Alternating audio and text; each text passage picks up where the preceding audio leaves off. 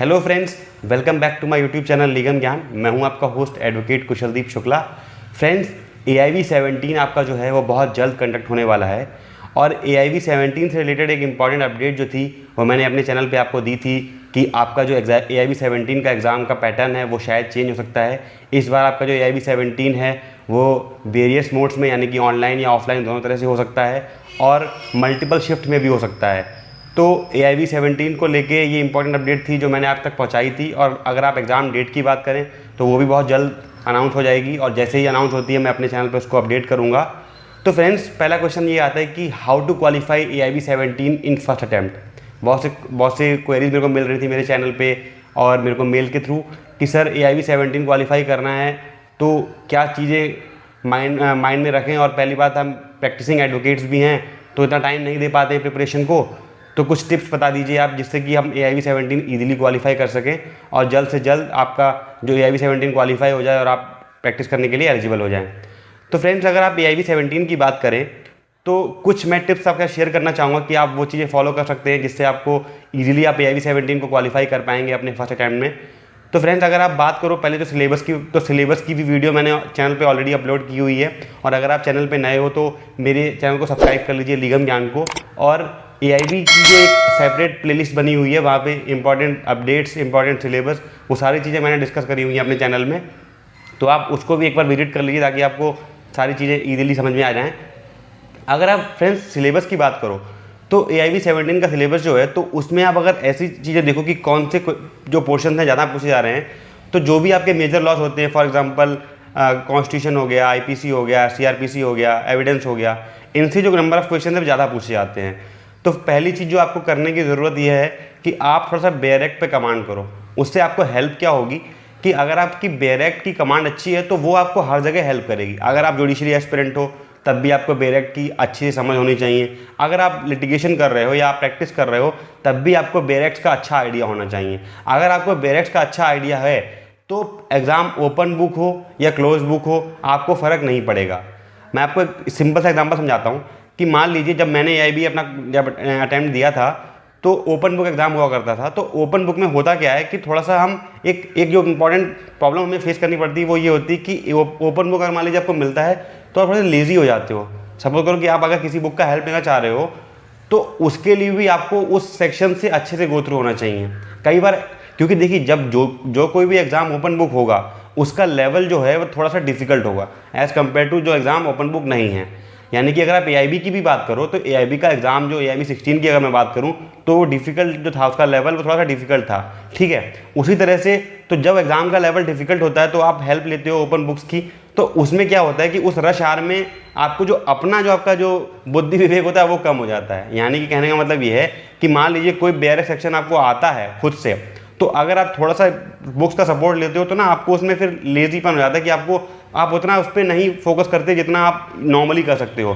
तो मेरा आपको सजेशन ये रहेगा कि आप अपनी प्रिपरेशन इस तरह से करो कि ये एक एग्ज़ाम ओपन बुक नहीं है। उससे आपको क्या हेल्प मिलेगी कि जो भी आप पढ़ोगे वो आपका आगे तक याद रहेगा आपको। यानी कि आप जो भी प्रिपरेशन कर रहे हो वो आपको अदर एग्जाम्स में हेल्प करेगी। दूसरी चीज़ ये कि आप बुक्स पे इतना डिपेंडेंट नहीं रहोगे।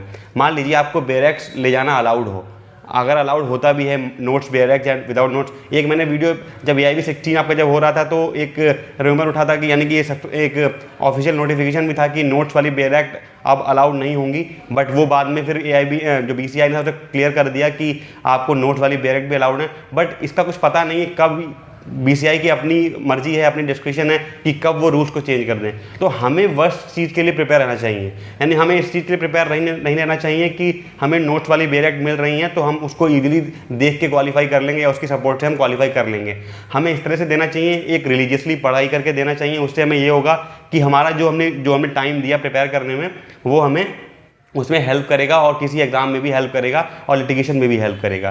तो पहली चीज़ आपको क्या करनी है कि आप बेयर एक्ट्स को अच्छे से रीड करिए और उसमें भी अगर आप एक कैटेगरी बनाना चाहते हैं तो जिन सब्जेक्ट से ज़्यादा क्वेश्चन पूछे जा रहे हैं आप उन बेयर को ज़्यादा टाइम दीजिए, उन बेयर से ज़्यादा पढ़ाई कीजिए और साथ ही साथ नोट्स भी बना लीजिए। फॉर एग्जांपल मान लीजिए आप कोई भी बेयर सेक्शन पढ़ रहे हैं, 299 पढ़ रहे हैं, 300 पढ़ रहे हैं, IPC का प्राइवेट डिफेंस पढ़ रहे हैं, तो उनके जो आपके जो इंपॉर्टेंट इंग्रेडिएंट्स होते हैं ना, उनको आप मार्क कर लीजिए, हाईलाइट कर लीजिए, किसी सेपरेट नोटबुक में नोट करके लिख लीजिए। तो उससे क्या होगा कि उससे आपको एक तो आपको सेक्शन का जिस समझ में आ जाएगा कि सेक्शन क्या पूछ रहा है, और सबसे इंपॉर्टेंट चीज़ ये हो जाती है फ्रेंड्स कि कुछ क्वेश्चन आपके जो इंडेक्स होती है उससे भी बनते हैं, तो आपको इंडेक्स का भी अच्छा आइडिया होना चाहिए। उसके लिए आप एक काम ये कर सकते हो कि मान लीजिए जो इंपॉर्टेंट जो मेजर लॉज हैं, सपोज करिए आईपीसी है, सीआरपीसी है, एविडेंस है और कॉन्स्टिट्यूशन है, इनका आप फोटोकॉपी निकलवा लीजिए इंडेक्स वाले पार्ट का, और उनके सेक्शंस को आप कौन सा सेक्शन क्या बोल रहा है वो आप एक बार पढ़ लीजिए। मल्टीपल रीडिंग्स देंगे, आपको याद करने की ज़रूरत नहीं है। आप अगर मल्टीपल रीडिंग्स भी देते हो तब भी आपको जो बेरेक्स के प्रोविजंस हैं वो याद हो जाएंगे। उससे आपको बहुत बेनिफिट ऐसे होने वाला है कि अगर आप जुडिशरी की भी बात करो तो जुडिशरी में भी बेयर प्रोविजन यानी कि नंबर ऑफ कि सेक्शन कौन सा है और किस सेक्शन में क्या बेस्ड है, यानी इंडेक्स बेस्ड क्वेश्चन काफ़ी सारे बनते हैं। ये आपको काफ़ी हेल्प कर जाएगा। ये वाला फंडा आप ज़रूर अपनाइए कि आप जो फंडा फोटोकॉपी निकलवा के आपकी इंडेक्स वाले पेज की और उसको अपने साथ रखिए, अपने रूम में कहीं चिपका दीजिए, या अगर आप मेट्रो से ट्रैवल कर रहे हैं, अपने कोर्ट जा रहे हैं तो साथ में वो 2-3 पेज का हार्डली होगा फोटोकॉपी, वो आप रखिए साथ में, नॉर्मल रीडिंग करते रहिए, तो आपको वो क्वेश्चन आसानी से आपके अटेम्प्ट हो जाएंगे। दूसरी चीज़ मैं ये बोलना चाहूँगा कि आप ज़्यादा से ज़्यादा ना बिल्कुल जो आपका ओपन बुक वाला सोर्स है उस पर रिलाई मत कीजिए। आप प्रिपरेशन ऐसे करिए कि आपका ये नॉर्मल एग्जाम है, आपका ओपन बुक एग्जाम नहीं है, तो उससे आपको ये बेनिफिट मिलेगा कि आपका जो भी आप टाइम दे रहे हो, जैसे होता क्या है हर एग्जाम क्या होता है कि एक टाइम लेता है, और अगर उस टाइम का कहीं आप यूटिलाइज कर सको तो आपके लिए ज़्यादा बेनिफिशियल होगा। यानी कि अगर आप AIV 17 को भी टारगेट कर रहे हो और उसको ढंग से पढ़ाई कर रहे हो तो वो कहीं ना कहीं आपका पढ़ा हुआ कहीं वेस्ट नहीं जाएगा और दूसरे एग्जाम में हेल्प करेगा। और अगर सिर्फ आप ये सोचते रहो कि ओपन बुक एग्जाम है, ऑन द स्पॉट कर लेंगे, तो वो बहुत अच्छी प्रैक्टिस नहीं है एक लॉयर के लिए, एक जुडिशरी एस्पिरेंट के लिए। तो मेरा सजेशन यही रहेगा फ्रेंड्स, और आपका AIV 17 से रिलेटेड जो भी कोई अपडेट अगर आने वाली होगी मैं उसको आपके साथ जरूर शेयर करूँगा।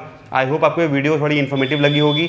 ये कुछ टिप्स थी मुझे लगा जो आपके साथ मुझे शेयर करनी चाहिए, और अगर आपको वीडियो इन्फॉर्मेटिव लगी हो तो please subscribe to my channel legal Gyan. Thank you so much, have a nice day. Thanks, friend.